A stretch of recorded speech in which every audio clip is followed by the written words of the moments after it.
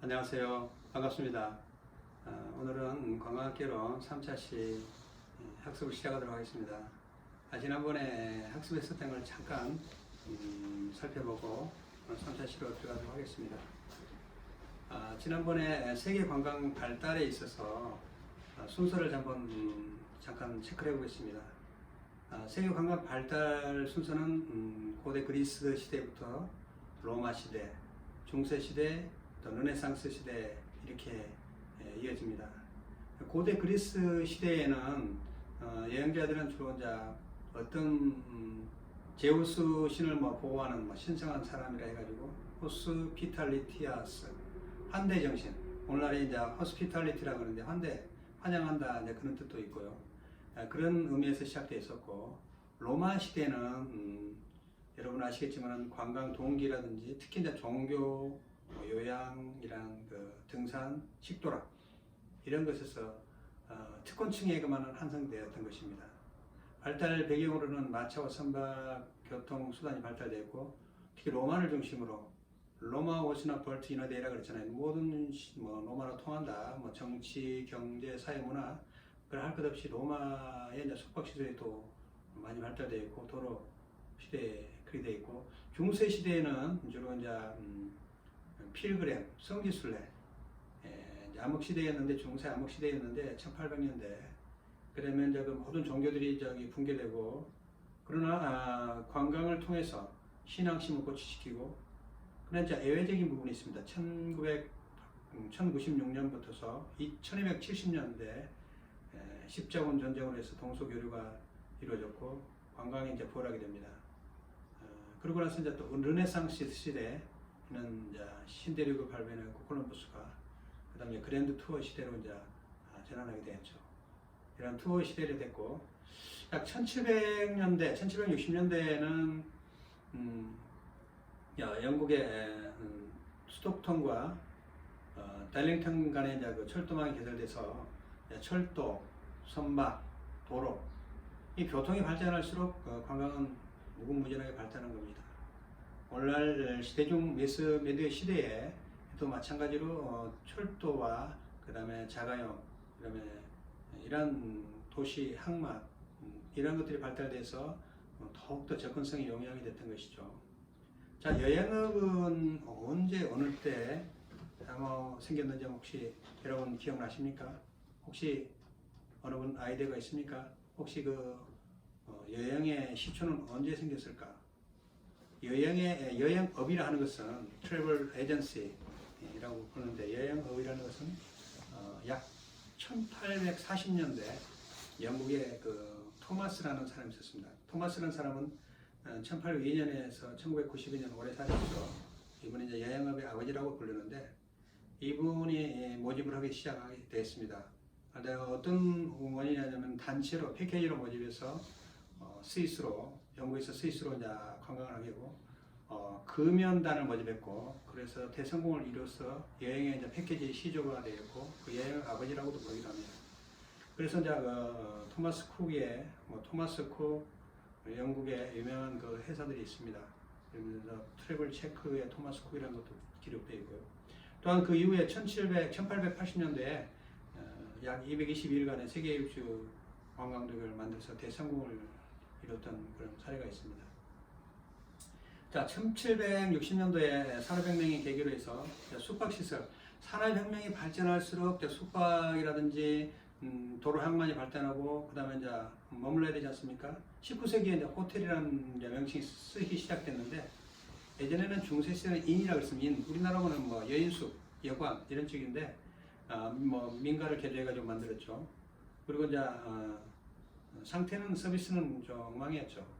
그러나 이제 대도시 파리라든지 예를 들어서 런던 이런 유럽 쪽에 바덴 독일 같은데 니스라든지는 이제 신흥 부유계층이 이제 생겨서 사교적인 역할을 했었던 것이고, 그리고 1850년대에 이제 그랜드 호텔이 이제 고급 대명사로서 알려지게 돼 있고, 기업으로서는 호텔 경영이 이제 시작된 겁니다.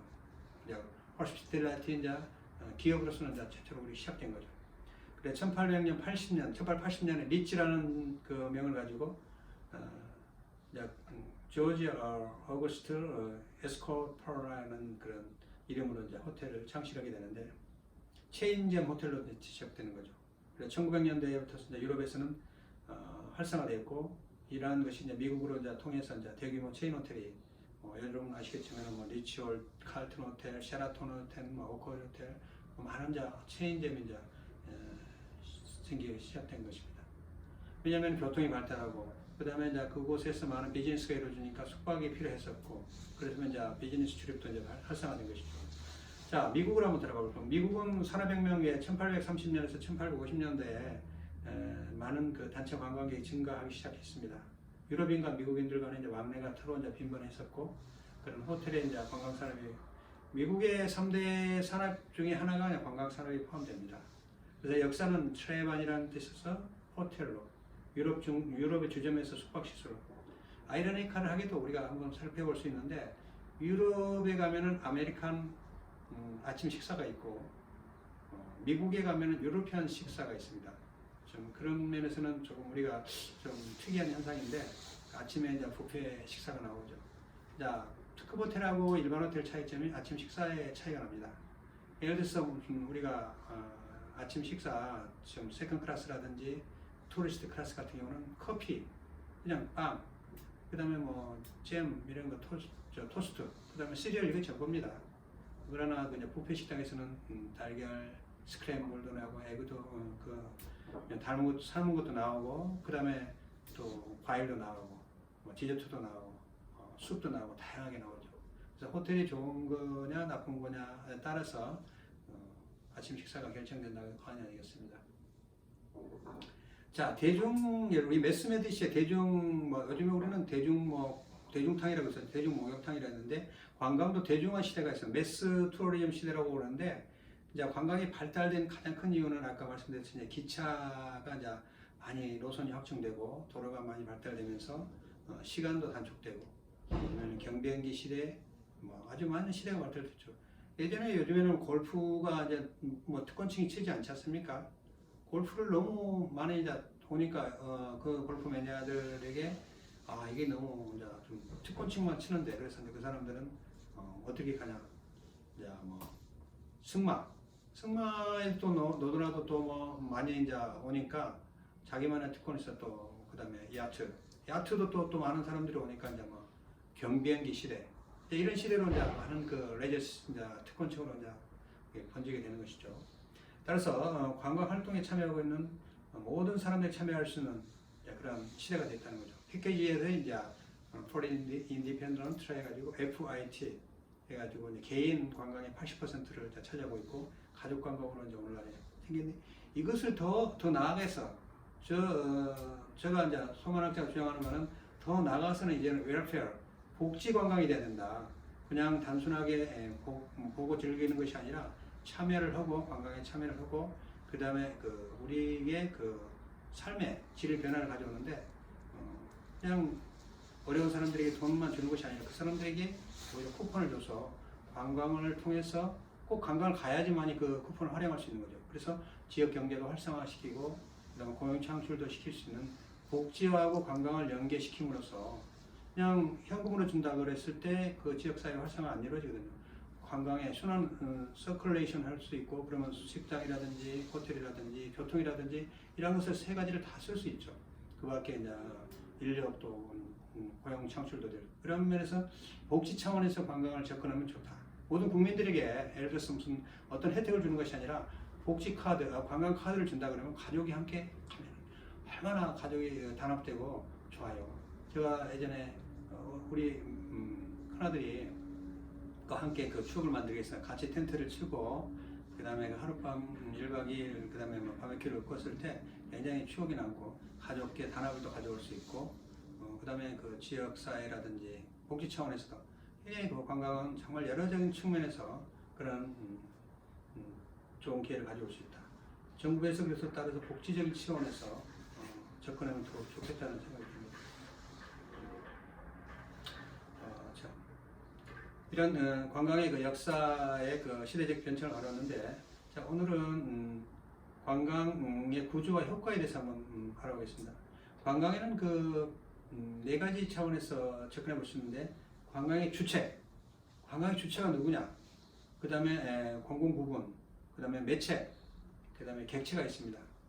주체는 관광객입니다. 프린스몰, 그 다음에 그 트래블러라 하기도 하고, 관광 객체는 뭡니까? 대상, 자원을 볼 수도 있고, 그 다음에 무슨 대상을 볼 수 있겠습니다. 그 다음에 공공부문은 이제 정부, 지자체, 그 다음에 이제 매체는 이제 관광 사업자. 이 네 가지의 그 매체와 객체가 합쳐가지고 요구와 충족과 만족을 가져오는 것이죠. 관광 하나만 가지고 지역 기반도 활성화되고 경제도 활성화될 수도 있는 부분이고, 그 다음에 사업자가 없으면은 어떻게 여행을 가는지, 그 다음에 굉장히 복잡하지만은 여행사를 통해서 그 다음에 그 경비만 여행 경비만 지불한다 그러면은 시간과 경비를 절약할 수 있고, 그게 참여만 할 수 있는 패키지라든지 이런 걸 활용할 수가 있습니다. 자, 효과적인 자 그러면은 자 주체는 어떤 것입니까? 관광객, 관광 욕구에 따라서 유발하는 것이요. 관광 소비자가 요구하는 것이 뭡니까? 뭐 3박 4일, 4박 5일 이렇게 해서 뭐 우리는 이제 온천 관광 아니면은 요즘에 지금 코로나 때문에 벚꽃놀이 관광을 간다. 그런데 그게 맞게끔 요구해서 하는 이제 인센티브, 고객들이 원하는 대로 상품을 만들어주는 거 주체가 되고, 그다음에 객체는 관광 주체인 관광객이 보유하고 즐기는 대상체. 예를 들어서 아까 말씀드렸듯이 뭐 벚꽃놀이, 그다음에 뭐 무슨 뭐 약수물 먹는 거, 그다음에 뭐 시설을 개나간다든지 이런 것도 볼 수 있고, 매체는 이제 어느 시설, 숙박 시설을 이용할 건지, 뭐 리조트를 이용할 건지, 이런 콘도를 이용할 건지 이런 것들, 그런 것들 이제 우리는 시간적 매체, 시간적인 숙박, 공간적인 트랜스포테이션 교통, 그 다음에 기능적으로는 여행업이라든지 관광업이는 좋을 수 있겠습니다.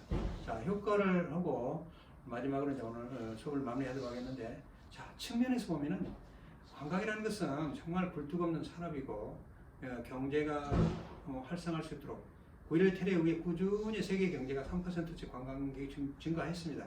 이것도 이 또한 코로나가 지나가리라고 봅니다. 바람처럼. 그래서 경제적인 측면에서는 굉장히 그 고용 창출을 합니다. 굴뚝없는 산업이라 하는 이유는 뭐냐? 우리가 자동차 한 대를 해외에 수출한다. 수출하는 건 안 먹습니다. 굉장히 많은 매연이라든지 그다음에 그런 것이 들어 나올 수도 있겠죠. 그런 반면에 관광이라는 외국인이 한 명 왔을 때 자동차 한 대를 수출하는 건 맞먹는다. 그래서 외화 획득을 가져올 수 있고, 지역 경제를 활성화할 수 있고, 고용을 증대시킬 수 있고, 그다음에 조세 부담을 또 증대시킬 수 있고. 왜냐하면 외화가 들어오기 때문에, 달러가 들어오기 때문에. 교육적인 측면에서 뭐냐? 사회적인 측면에서는 교육 효과. 그다음에 우리가 이제 레크레이션, 삶의 재충전을 하면서 아마 힘들고 피곤하면은 아무래도 일의 능률이 안 오르죠. 그래서 이제 회사마다 뭐 휴일을 주기도 하고 주 5일제 근무도 되기도 하고 주 5일 수업도 되기도 하고 그렇게 됐습니다. 국민이 또 다양한 교류를 통해서 지역 간의 문화를 교류하고 국민 의식 수준을 이제 또 향상시키는, 그래서 경제 사회적 측면에서 효과를 가져올 수 있고, 자, 문화적인 측면에서는 어떻게 했습니까? 서로 간의 그 친선 문화. 이거는 패스라는 것은 여권의 패스포트 교환하다, 패스하다, 서로 통과하는 뜻인데, 교류를 통해서 요즘에는 이제는 컨택트, 커뮤니케이션, 컴피던스 이렇게 이제 바뀌고 있다고 합니다.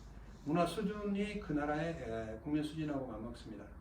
그래서 환경적인 측면, 자연 생태계 보호하고, 그 다음에 이제 뭐 예를 들어서 기념물 이런 것들 보호해서 문화, 경제, 사회, 경제적 측면에서 경제적인 효과를 가져올 수 있다.